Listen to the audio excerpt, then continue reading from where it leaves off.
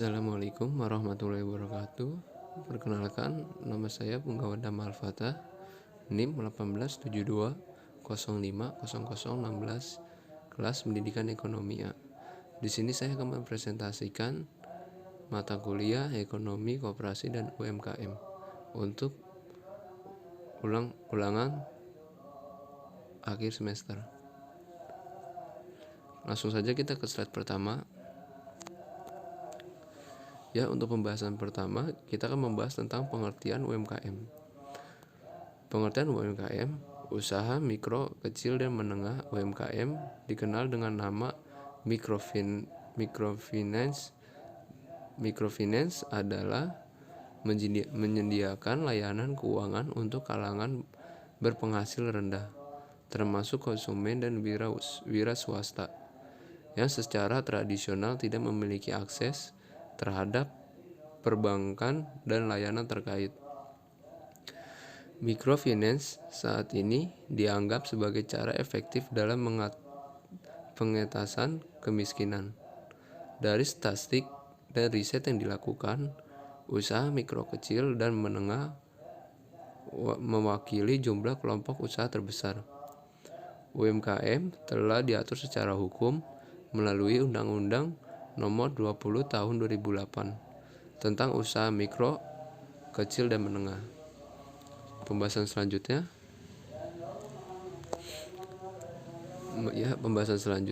meski sering dipahami sebagai sebuah satu kesatuan, UMKM adalah singkatan dari 3 bentuk usaha yang berbeda. Ketiga bentuk usaha tersebut adalah: yang pertama, usaha mikro. Apa itu usaha mikro? Usaha mikro adalah jenis usaha yang biasanya dimiliki dan dikelola oleh individu atau keluarga. Sebuah usaha termasuk sebagai usaha mikro saat keuntungan bersihnya setiap tahun tidak lebih dari 50 juta rupiah.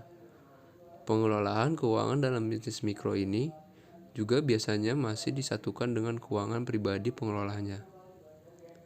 Yang kedua, usaha kecil. Apa itu usaha kecil? Sedangkan untuk usaha kecil adalah usaha yang memiliki keuntungan bersih dalam kisaran 50 juta sampai 300 juta rupiah setiap tahunnya. Usaha ini dapat terdiri dari jenis bisnis informal seperti industri, produk fashion, rumahan, maupun perusahaan atau institusi skala kecil seperti toko kecil dan tempat makan. Yang ketiga, usaha menengah. Apa itu usaha menengah? Terakhir, usaha menengah adalah jenis bisnis yang sudah mempunyai sistem pembukuan yang lengkap dan terstruktur. Sebagai sebuah bisnis, usaha menengah memiliki pengelolaan yang lebih matang dan dipisahkan dari keuangan pribadi milik pengelola usahanya. Lanjut aja kita ke slide selanjutnya. B. Karakteristik UKM di Indonesia yaitu: 1. Kualitas sumber daya manusia yang rendah. Yang kedua, lemahnya struktur kemitraan dengan usaha besar. Yang ketiga, kualitas quality control yang masih rendah.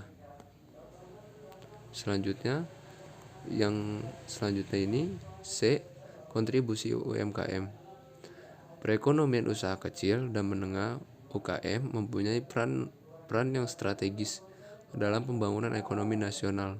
Oleh karena itu, selain berperan dalam pertumbuhan ekonomi dan penyerapan tenaga kerja, juga berperan dalam pendistribusian hasil-hasil pembangunan. Dalam krisis ekonomi yang terjadi di negara kita sejak beberapa waktu yang lalu, di mana besar usaha berskala besar yang mengalami stagnasi bahkan berhenti aktivitasnya. Sektor usaha kecil yang menengah UMKM terbukti lebih tangguh dalam menghadapi krisis tersebut. Yang pertama, mengingat pengalaman yang telah dihadapi oleh Indonesia selama krisis, kiranya tidak berlebihan apabila pengembangan sektor swasta difokuskan pada UKM. Terlebih lagi, unit usaha ini sering terbaikan hanya karena hasil produksinya dalam skala kecil dan belum mampu bersaing dengan unit usaha lain. Selanjutnya, yang kedua, kondisi UKM di Indonesia saat ini.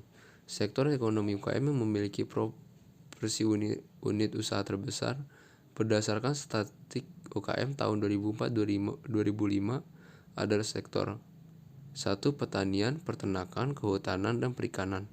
Yang kedua, perdagangan, hotel, dan restoran. Yang ketiga, industri pengolahan. Yang keempat, pengakuan dan komunikasi, serta yang kelima, jasa. 3. Sedangkan sektor ekonomi memiliki proporsi unit usaha kecil secara berturut-turut adalah sektor yang pertama, pertambangan dan penggalian.